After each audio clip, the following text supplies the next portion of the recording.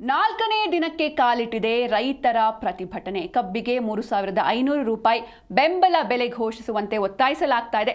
ನಾಲ್ಕನೇ ದಿನಕ್ಕೆ ಕಾಲಿಟ್ಟಿದೆ ರೈತರ ಪ್ರೊಟೆಸ್ಟ್. ಇನ್ನು ಕಬ್ಬಿಗೆ 3,500 ರೂಪಾಯಿ ಬೆಂಬಲ ಬೆಲೆ ಘೋಷಿಸುವಂತೆ ಒತ್ತಾಯಿಸಲಾಗ್ತಾ ಇದೆ.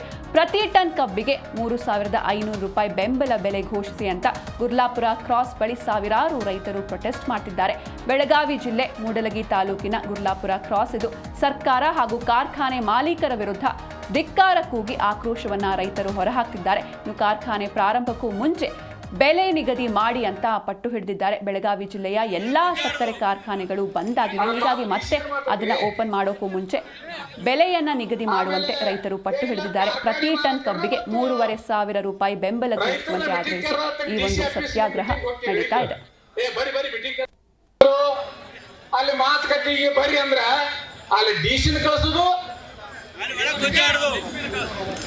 ಪಾಪ ಡಿಸಿ ಏನ್ ಮಾತದ್ರಿ.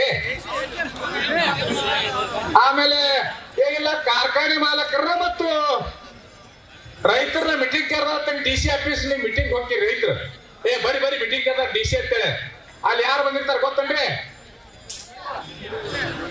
ಮಾರ ಅವ್ರ ಕೆಲಸ ಕಾರ್ಖಾನೆ ಕೆಲಸ ಮಾಡೋ ಹುಡುಗರು ಬಂದಿರ್ತಾರಲ್ಲೇ.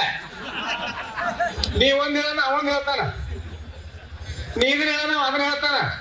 ಕೊನೆಗೆ ನೀವು ಬಹಳ ಸೀರಿಯಸ್ ಆಗಿ ನೀನು ಯಾಕ ಹೇಳ್ತಾ ಗೊತ್ತಿರೋ ನಿನಗೆ ಮೋಸ ಮಾಡಾಕತ್ತೀರಿ ನೀವೆಲ್ಲ. ನೀವು ರೈತರಂದ್ರಿ ಅಂದ್ರೆ ನಮ್ಮ ಮಾಲಕ್ ತಂದು ಬಿಡ್ತಾನಲ್ಲ ಅತ್ತಿಗೆ. ಈಗ 3ನೇ ದಿನಕ್ಕೆ ಪ್ರತಿಭಟನೆ ಕಾಲಿಟ್ಟಿದ್ದಾರೆ. ಸರ್ಕಾರ ಏನು ಸ್ಪಂದನೆ ಮಾಡೋದು ನಿಮಗೆ? ಸರ್ಕಾರ ಜಿಲ್ಲಾಡಳಿತ ನಮಗೆ ಸ್ಪಂದನೆ ಮಾಡೈತೆ. ಅಲ್ಲಿ ಇದ್ರೂ ಕೂಡ ಡಿ.ಸಿ ಅವರ ಭಾಳ ಪ್ರಾಮಾಣಿಕ ಪ್ರಯತ್ನ ಮಾಡಿ ಇವತ್ತು ಕಾರ್ಖಾನೆ ಮೇಲೆ ಪ್ರೆಷರ್ ತಂದು ನಮ್ದೇನು 3,500 ರೂಪಾಯಿ ಬೇಡಿಕೆ ಇತ್ತು ಅದನ್ನು 3,200 ರೂಪಾಯಿ ಬೇಡಿಕೆ ಲೆವೆಲ್ಗೆ ತೊಗೊಂಬಂದರು.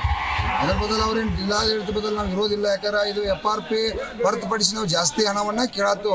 ಅವ್ರು ಕಾನೂನು ಮೀರಿ ಮಾಡೋದಿಲ್ಲ. ಆದರೂ ಕೂಡ ಪರ್ಸನಲ್ ಆಗಿ ಕಾಳಜಿ ತಗೊಂಡು ಇವತ್ತೇನು ಗುರ್ಲಾಪುರದಾಗ ಮತ್ತು ಹಾರುಗೇರಿಯಲ್ಲಿ ತಿಂಗಳಿಂದ ಹೋರಾಟ ಐತಿ. ಆ ಹೋರಾಟಕ್ಕೆ ಮನದ ಈಗ 3,200 ರೂಪಾಯಿ ಅವರ ಒಂದು ಕಾರ್ಖಾನೆ ಅವ್ರು ಒಪ್ಕೊಂಡಾರು. ಆದರೂ ಕೂಡ ನಾವು ಒಪ್ಕೊಂಡಿಲ್ಲ. ಅದಕ್ಕಾಗಿ ಗುರ್ಲಾಪುರದಾಗ ಚಳವಳಿ ಮುಂದುವರೆದೈತಿ. ನಮಗಿನ್ನ ಕೂಡ 300 ರೂಪಾಯಿ ಬೇಕು 3,500 ಬೇಕಂತೇಳಿ ಬೇಡಿಕೆ ಇಟ್ಟಿದ್ದು. ಯಾಕಂದ್ರೆ ಮಹಾರಾಷ್ಟ್ರದವ್ರು 3,500 ರೂಪಾಯಿ ಕೊಟ್ಟು ಒಯ್ಯತ್ತಾರ. ಅನ್ಯ ರಾಜ್ಯದಲ್ಲಿ ಹರಿಯಾಣ